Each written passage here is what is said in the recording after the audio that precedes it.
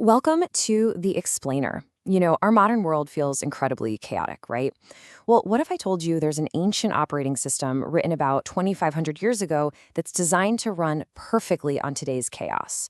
We're talking about the philosophy of Heraclitus. And trust me, this old code is more relevant now than ever. So let's start with his most famous line. You've probably heard it, but have you ever really let it sink in? This isn't just some nice poetic thought. It's a fundamental statement about reality. What he's saying is that everything, the world around you, and even you, is in a constant state of flow. Nothing, and I mean nothing, stays the same. Okay, so that leads to a pretty crucial question, doesn't it?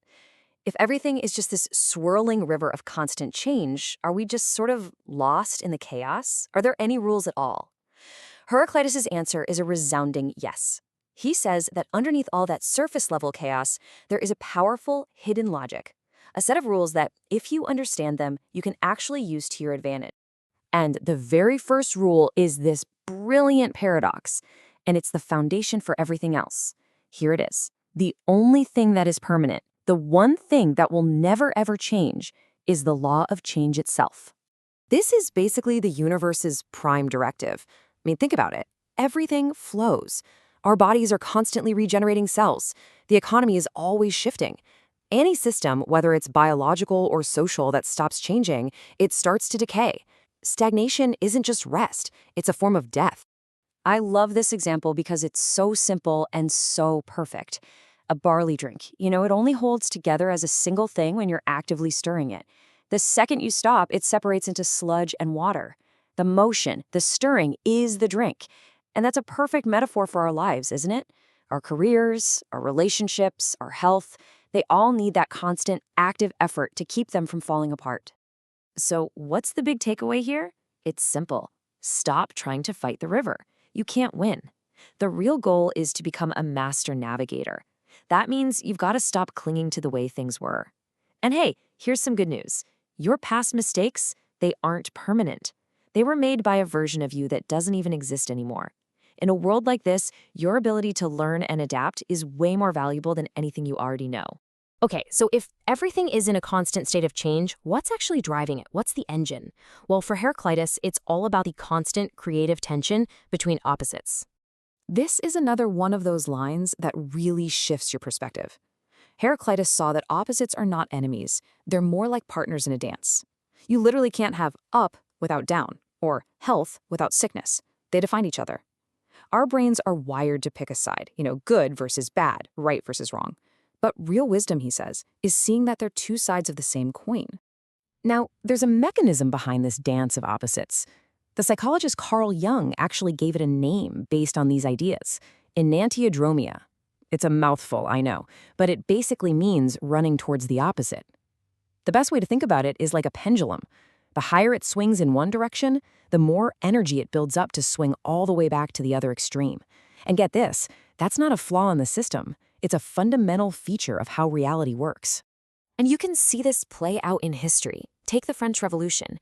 It started with these beautiful, incredible ideals of liberty for all. But when they pushed that ideal to its absolute most radical extreme, what happened?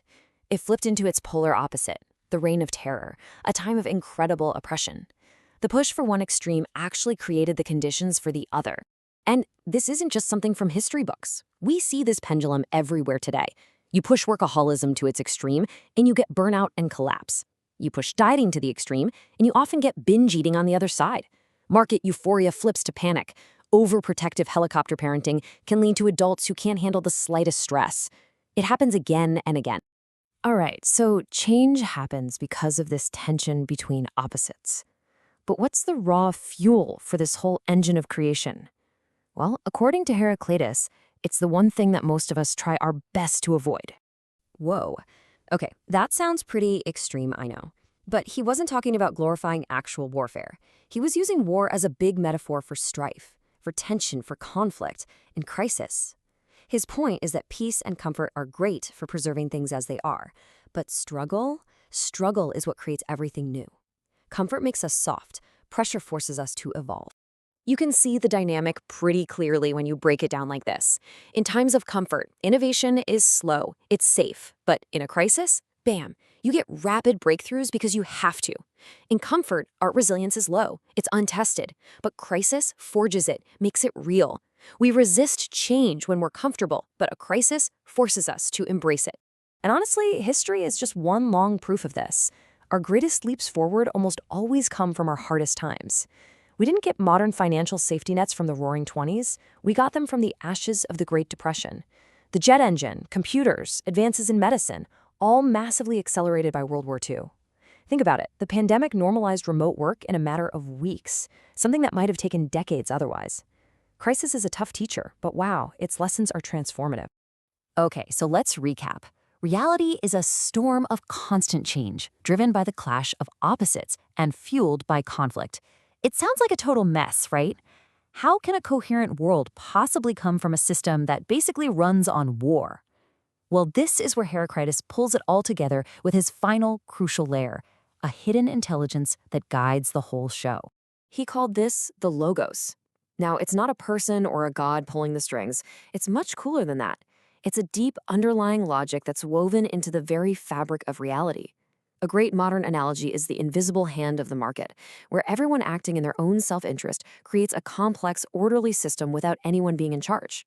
Or even better, think of evolution. It's a process of random struggle and competition that produces incredibly complex and ordered organisms. That's the Logos, the logic hidden inside the chaos.